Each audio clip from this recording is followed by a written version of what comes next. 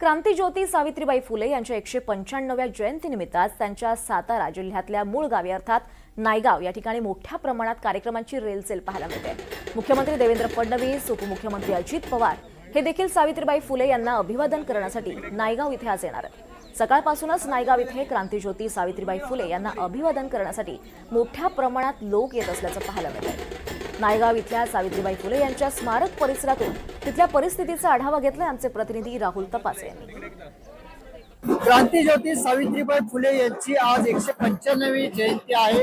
या जयंती निमित्तानं राज्यभरातील त्यांचे अनुयायी या ठिकाणी दाखल झाल्याचे एकंदरीत पाहायला मिळते। या ठिकाणी आता पाहतोय की त्यांना अभिवादन करण्यासाठी राज्यभरातून आलेले त्यांचे अनुयायी या ठिकाणी कशा पद्धतीने दर्शन घेत आहेत। या ठिकाणी आता काही वेळातच राज्याचे मुख्यमंत्री देवेंद्र फडणवीस असतील, उपमुख्यमंत्री अजित पवार असतील आणि इतर मंत्रिमंडळ या ठिकाणी उपस्थित राहणार असल्याचं एकंदरीत पाहायला मिळतंय।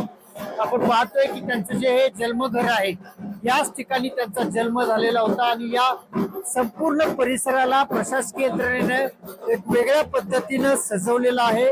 फुलांच्या लढी असतील आणि इतर रांगोळी असेल, यातून हा परिसर पूर्णपणे फुलल्याचं एकत्रित पाहायला मिळतंय।